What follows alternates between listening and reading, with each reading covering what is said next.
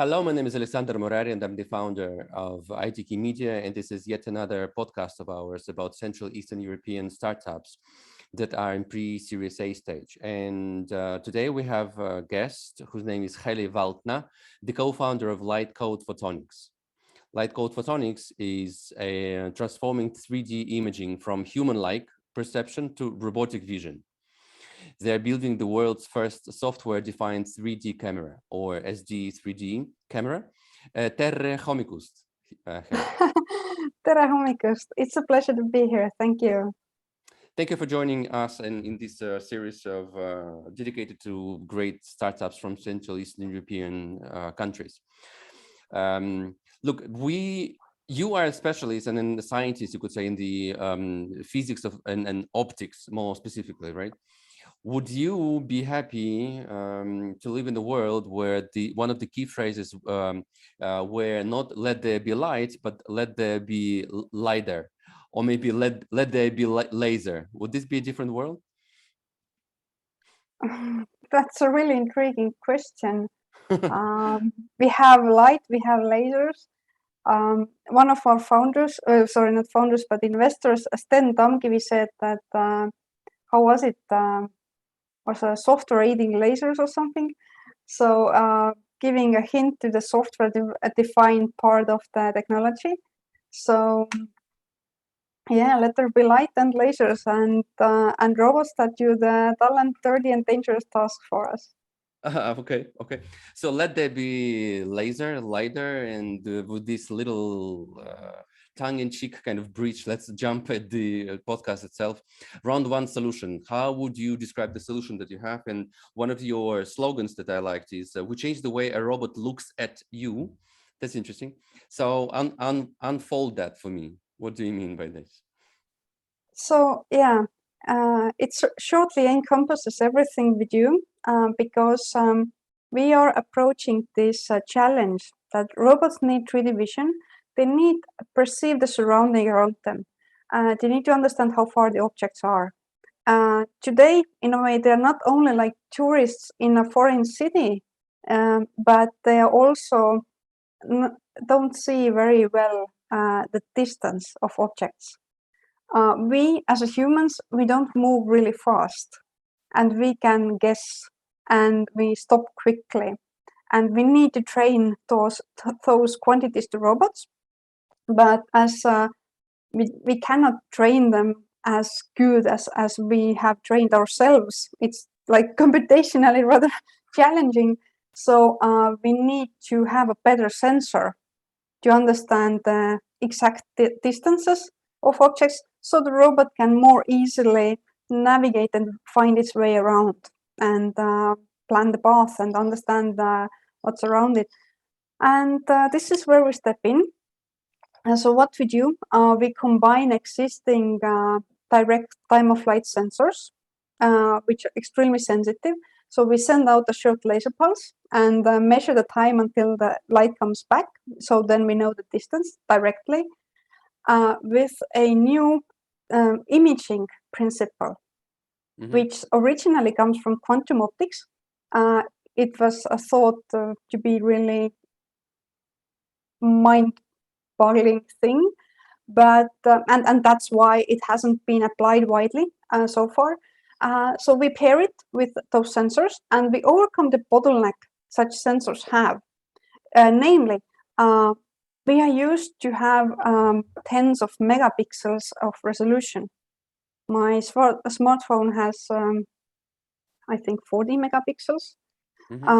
But the 3D cameras today have far less. And the sensor, what we are using in our current version, MVP, soon to be ready, has 12 pixels natively. Wow. Can you imagine what can you see with 12 pixels? No. You should cut your, in a way, the field of view in 12 and then average for each pixel. And you would get some gray value. And what we do, we enhance the resolution. It turns out this is the bottleneck. That would be really challenging and expensive to do it in hardware. in sensor itself, like to have many more pixels. That would mean that each pixel needs this time counting element. Let's call them clocks, but well, they are a bit more sophisticated. And those are the power hungry elements there. But with the new imaging technology, so we call it light coded zoom, we say that it's sufficient to use only one clock per 128 or even more pixels. So this is a substantial change. We can enhance the resolution massively. And there are many more aspects. Also, what comes from there is that we can choose which resolution we are measuring. Depending on the situation and the context, on how reliable or how precise a picture can be. I mean, a computer picture or software defined picture. Look, exactly. Wait. Just to offload the information that you just shared with me. Do I understand correctly? The camera you have right now, your best bet is a 12 pixel camera, but the idea to make it really working is to shoot the laser beams very quickly. I mean, lots of laser beams, right, in a unit of time, and then collect this information and translate into some type of a computer readable, I understand, picture by now, right? You will not be able to make a picture of a cat in jumping from bed to the floor. Yes, I understand, but that's enough for some use cases, right? And those use cases are how advanced or how quality driven are those picture quality driven are those use cases for now? Well, I want to come back to the description. So what we do actually, we do like flood illuminate. So it operates like a flash. This one laser pulse is a flash. It lights up all the scene we want to record. So we don't shoot beam by beam. So we don't have any gaps between pixels. Okay. And we want to capture the cats as well. We are targeting also the video rate. So it's 20 hertz, 25 hertz. Meaning cats in during the jump itself, like in the air? Okay, yeah. Well, if you want to have a cat with a really high frame rate, then you jeopardize some of the resolution. Okay. Yeah. In any technology, including yours. Yes. Okay. Of course, that's kind of a funny way to describe this and make it a little bit simpler to grasp this technology for all of us lay people without, although wearing some optical devices, but not opticians ourselves, so optics physicists and so on. And with this, let's jump into real life and from your lab from your MVP or like this product, TrueSight, I guess. This is right? TrueSight 1.0, I understand.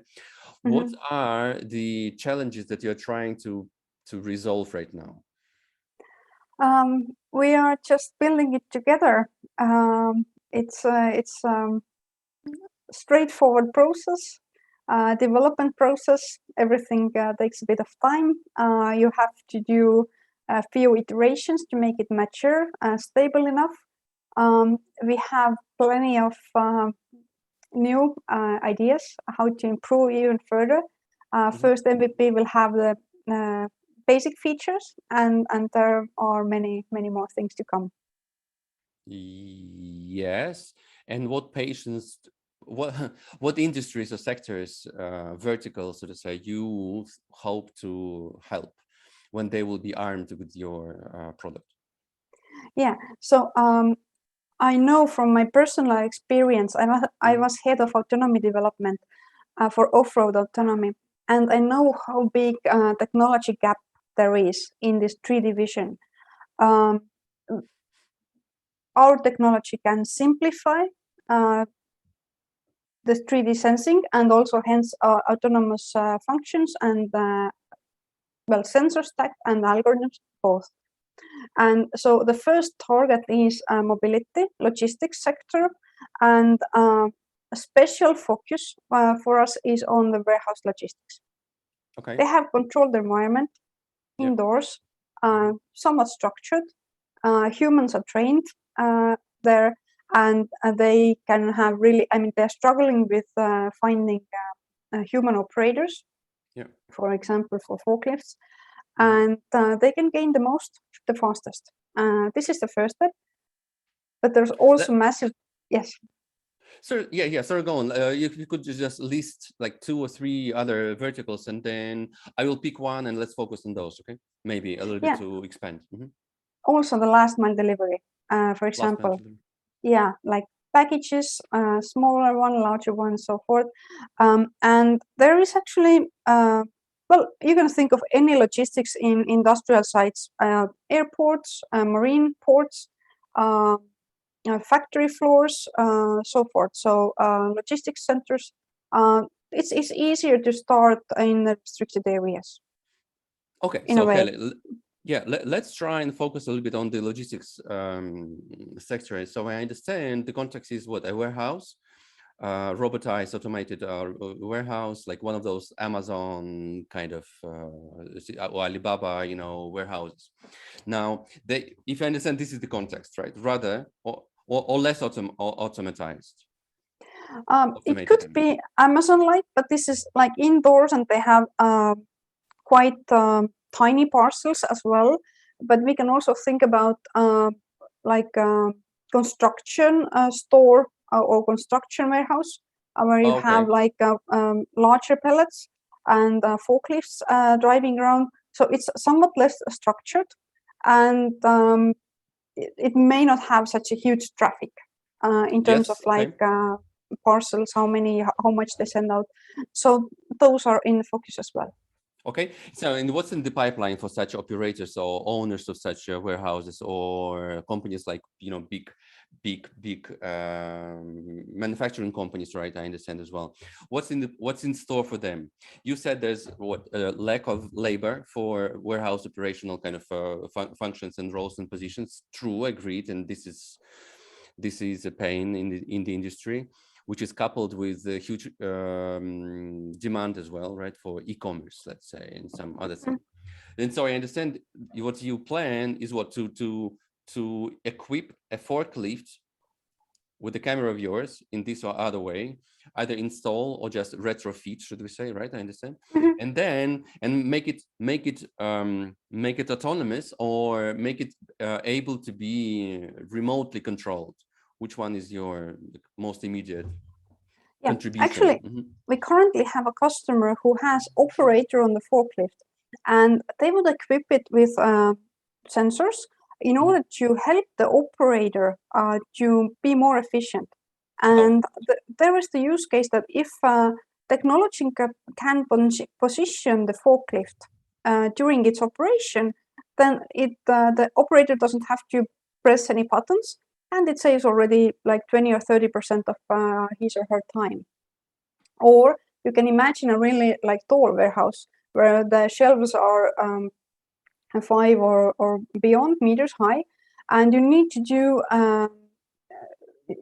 to in a way find the parcels, or you have to do the inventory there. So instead of sending a human being with a forklift up high counting them, you can read the barcodes with the drone or with some other sensor. Oh, because it could be as miniature as drone born as well, right? Like could be, yeah, it's in our roadmap to make this technology far more compact.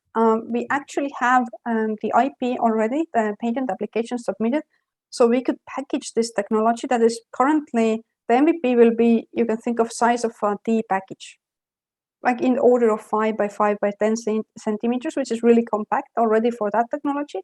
But we know that in the future we could fit it into the smartphone camera to replace it. But this is like generation 3 or 4. We already have roadmap for there, but wait. I think LiDAR, gosh, I don't remember, was supposed or already is installed in some iPhone versions. Yes. Is it true? Yes. And how do you compare? Is this something for you to beat competitively, or is this a completely different product? No, it is actually really similar technology. The building blocks are really close to what we have. With our technology, LightCode Zoom, we could empower that technology with more than 100 times in resolution. Okay. Mm-hmm. Yeah, okay. We look forward to. Okay. And you mentioned there are a number of patents pending, I guess, right? Yeah. Okay. Good. So as far as business, I think it's too early to discuss right now, right? We are still in intensive R&D, and MVP of the last version, last iteration, is planned to be ready when? The first quarter of next year. Okay. But we are already piloting with partners, customers. So in a way, we are a department for them to develop that specific functionality. And in a way, they are the testing partner or testing in a way department for us. So it's actually, and we get this direct, quick feedback, what was good, what needs to be improved. So we actually, every once in a while, we skip a year or few in our development. So this is another means to skip a substantial amount of time and effort and do it directly as we go. Oh yeah, of course. And who would be your ideal or very much like looked for? I mean, how to say? What types of pilot partners you would be happy to join your pilot group as well? Warehouse operators, courier companies like DHL, DPD, or something. Which ones? That's a good question. We already have 5 partners. 2 of them are in warehouse logistics. 2 of them are in the, you can think of the street mobility. So we would be happy, for example, work with Starship. Well, we will be doing some tests with them potentially soon. But and the 5th partner is really intriguing use case is the smart city kind of application. So it will be like fixed installment and monitoring the environment, traffic and so forth. So as we are piloting, then well, it would be ideal to sell to Amazon. It would be perfect to be on a Tesla. And of course, we are aiming towards those. But for piloting, actually, I think we have perfect partners, and the perfect partners are already in the pipeline, which doesn't mean that we will not be talking to anybody else. We are happy to. But for piloting partners, the collaboration is the key. And if we have companies who represent the use case and are easy to work with, those are the best piloting partners. Let me guess. So it means your pilot partners are close to your main office, right? In your home country right now, right? Yeah, but not only. Okay. One of them is from South Africa, and we are talking to Croatian companies and whatnot. So we are not like only local. The market is global. The need is global. We are happy to satisfy. We just look forward to a really great matching partners who are willing to dedicate their time into working with this cutting edge technology. Oh yeah. Okay. How many pilot devices you have right now? The functional prototype to be ready in quarter 3. There will be 5 units, and the target is actually, well, it's now Elon's type of prediction.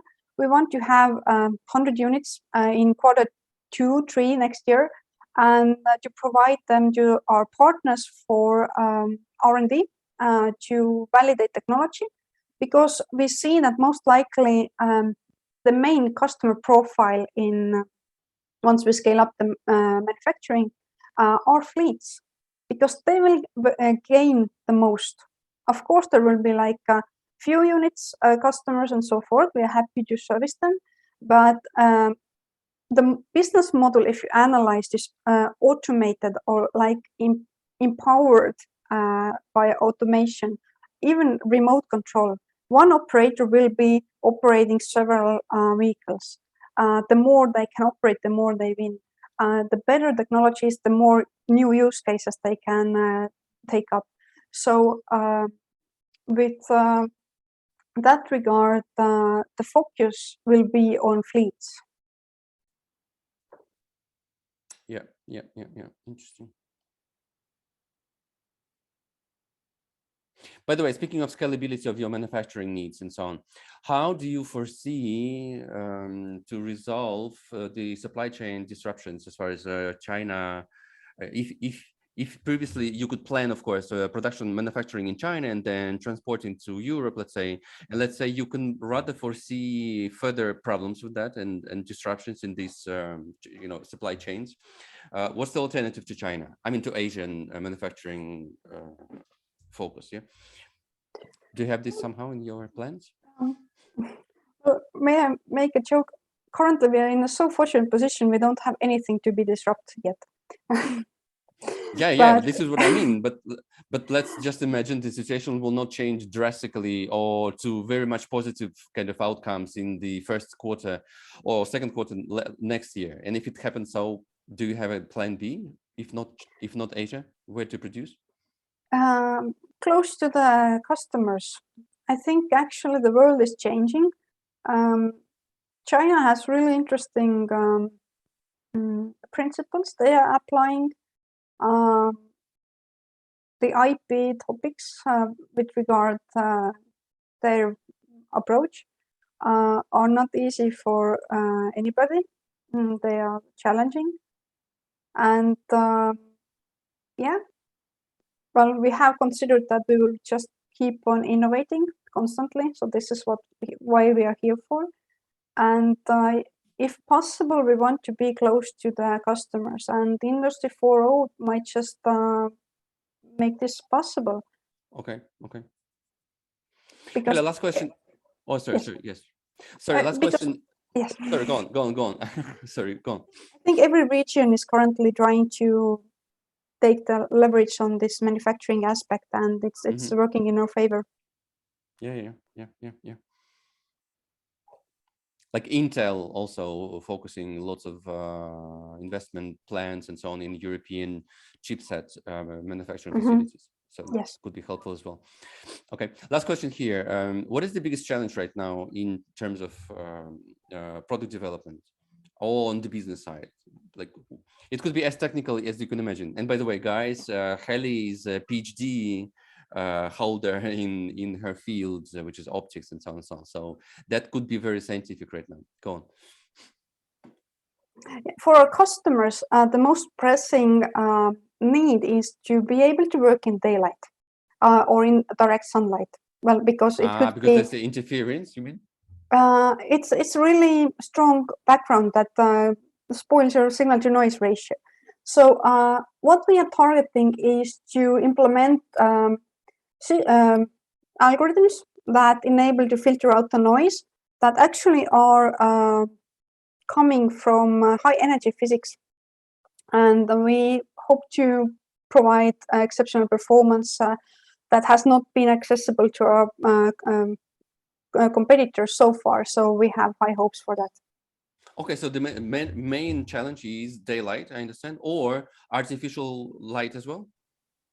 Artificial light is not that strong. Interesting. So the nature of light is important as well, right? This is what I mean. Well, the strength of sunlight is really strong at certain directions and certain moments. And if you don't have any clouds or anything. So this is, all in all, I think this has been in a way, a criteria for the competitors to succeed or not.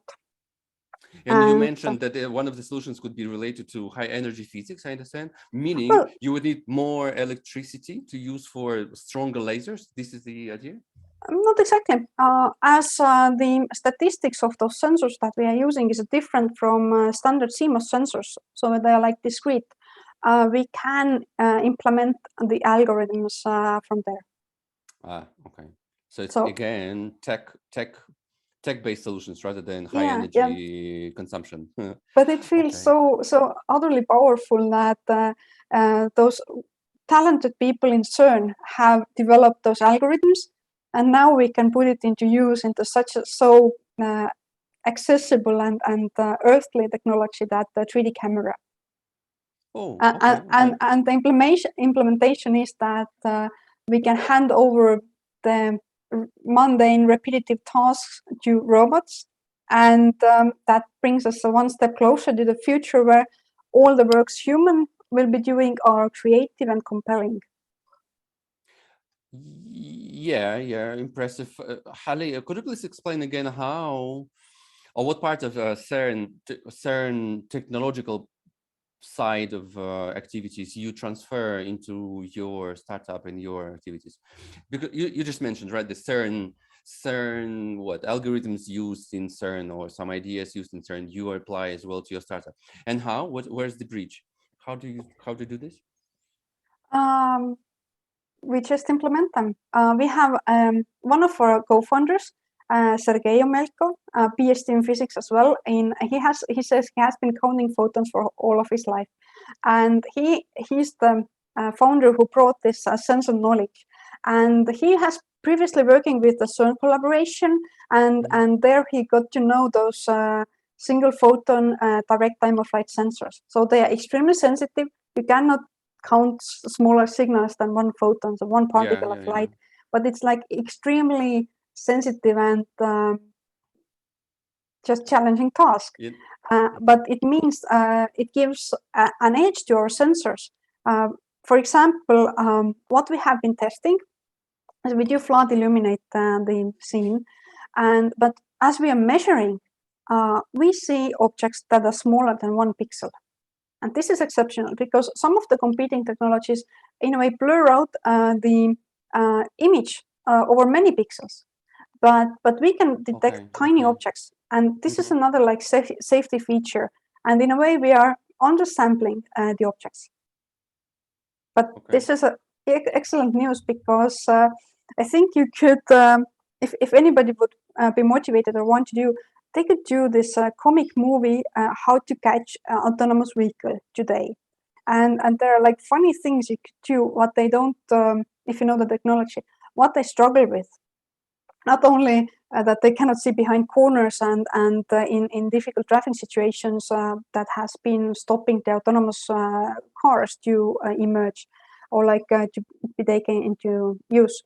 But they may not see fences because you don't have just enough back reflection from there. Or they may not see through the glass, or they may not see the glass itself. And they might struggle with water. If there is a pond on a street, they may not know how deep it is, and they may not be able to pass. There are a lot of challenges, and we are so motivated to find out how much we can improve compared to existing technologies. Amazing. Round 2 competitors. From what you say, I understand it's a pretty unique space right now that you're creating yourself, combining all your brain power and experience between the co-founding team and so on. But anyways, who would you say is the most, let's say, challenging or the most interesting competitor right now that you are in a sparring match, so to say, remotely? I'm pretty much inspired what Oyster does, because I know that they are working on spats and with vexels. They have really good technology, state of the art compared to the competitors. And I know that they're developing solid state LiDAR as well. So, well, I mean, who isn't? But I have quite a lot of trust in them from what I have seen.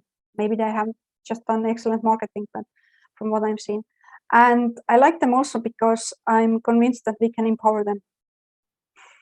Which means that they are developing, as far as I know, the direct time of flight sensors. And well, part of the struggle there is to make it high resolution. And but at LightCode, we don't develop the sensors ourselves. We develop a different part of this technology stack.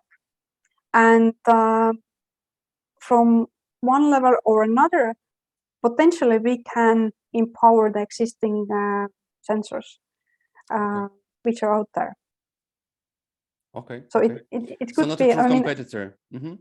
Not well, not truly a competitor, but somebody like that you see is in your kind of value chain, right? A potential complementary kind of partner. yeah, well, if we were looking around and figuring which one is the market who would need and benefit and be most motivated to implement our technology, then we found actually that this is a LiDAR market itself. Yeah, yeah. And then we started internal series of events we call hackathons with a single goal that is to discuss, analyze, and innovate. How can we make existing LiDARs better? I think it's a good time right now to maybe define for those who don't know what LiDAR is, as a matter of fact, which is one of the definition is light detection and ranging, or laser imaging detection and ranging, and that's a method of determining ranges of variable distance by targeting an object or a surface with a laser and measuring the time for the reflected light to return to the receiver. In a nutshell, of course, it would be more knowledgeable, but I have to read it from a paper. But I think this is a good time for viewers maybe to catch up a little bit with your knowledge. Thank you very much, Heli. Shall we go on? Now, pretty short round 3, where I usually ask founders about a productivity hack which helps them most, which is a most like preferred or effective productivity hack that you're using. And again, not the tool, but the way you do things. Yeah. Well, for me, being organized is extremely valuable because then I can do multiple things more than I could even imagine before. And for that, I have certain meetings are regular, team meetings, weekly. And I have the meeting memo. And during the week, if I run across with a problem regarding that meeting, I put it directly to that memo. And then actually, I don't have to intervene somebody else's deep thinking time or meeting time or whatnot and be frustrated about it, but I have just the order to collect that information. And what has actually happened now is my colleagues use the same.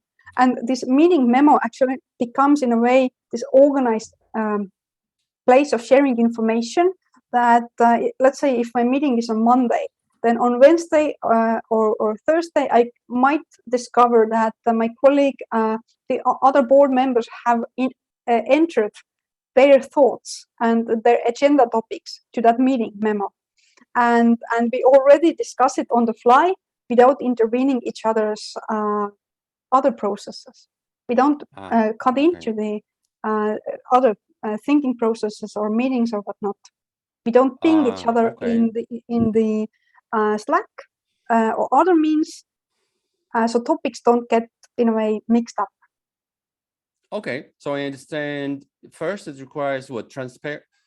If not transparency, but like being up to speed with the topics to discuss or plan to discuss at a meeting first, but also transparent. I mean, by transparency, sharing them in a memo, meeting memo of. And this meeting memo is a joint document, or just your part of the meeting is in your document? It is joint. It's like in a database. Yeah. So okay, clear. And then it's a way to organize the topics and be more efficient. Okay, and so you could say in a nutshell, like your productivity hack is based on effective asynchronous communication, right?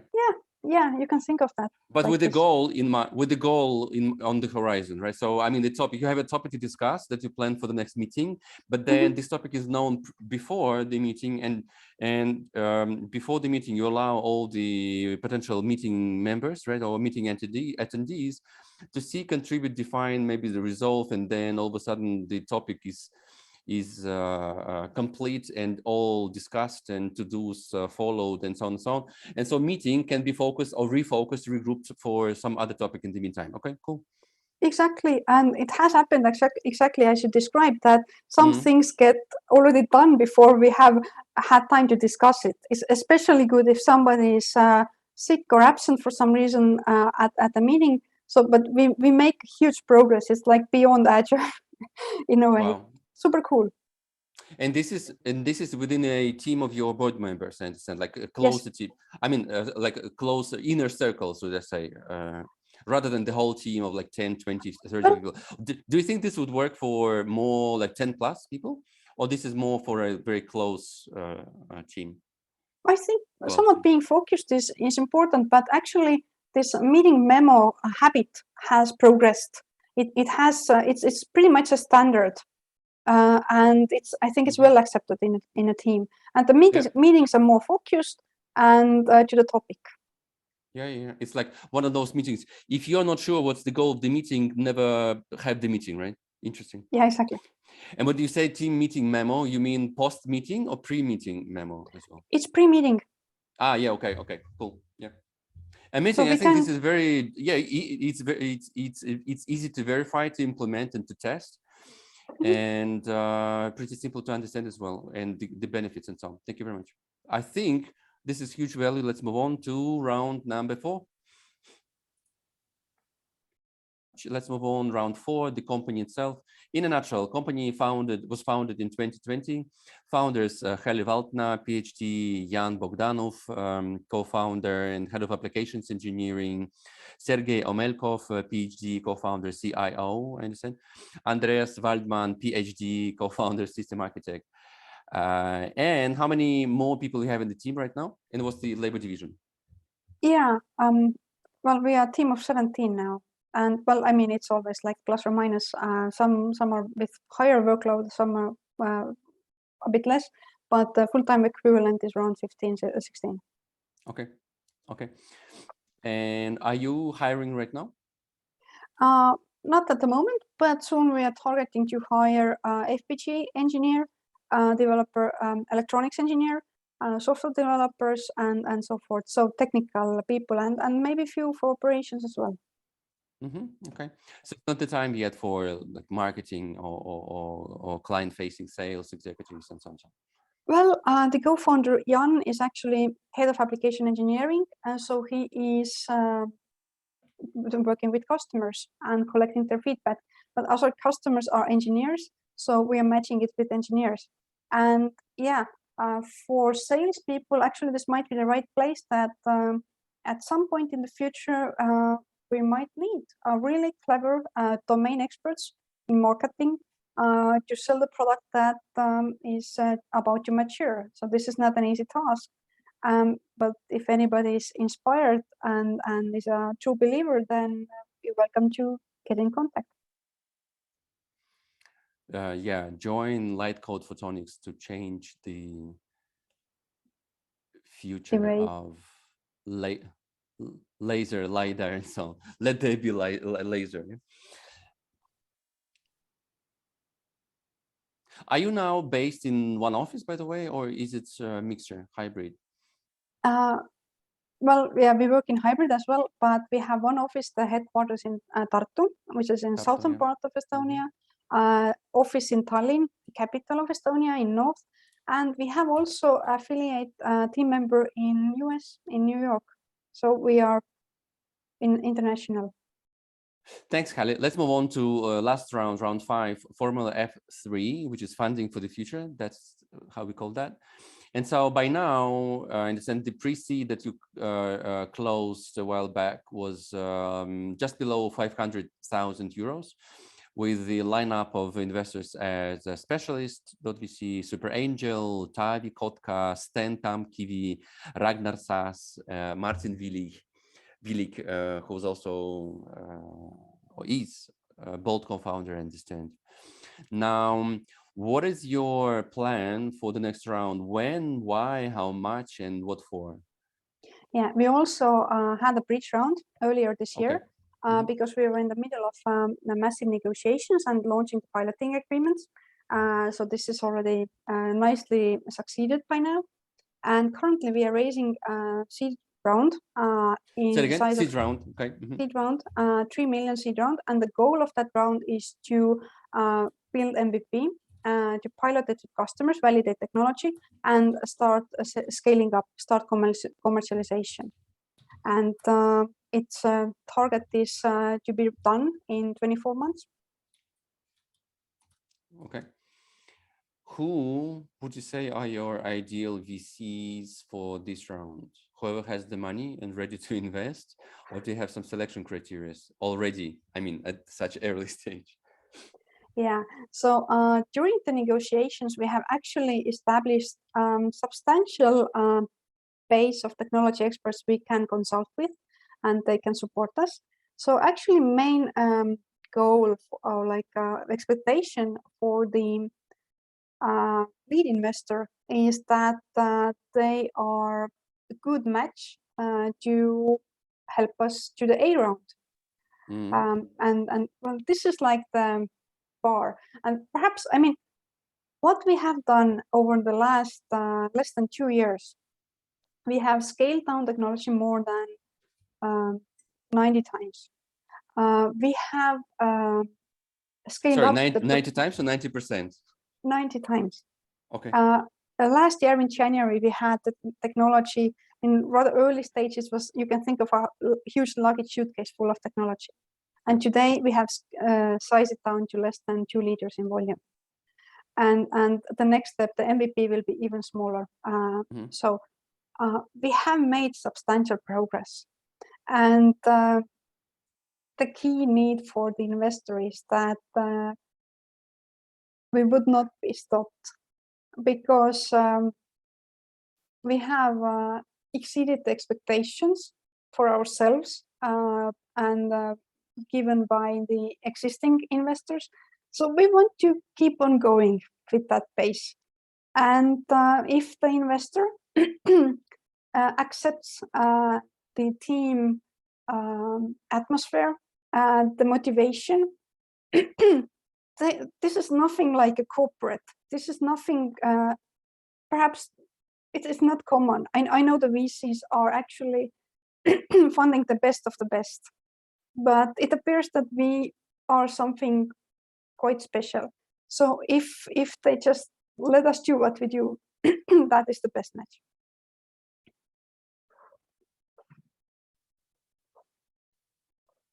Or and here's like a perfect to have a scenario for the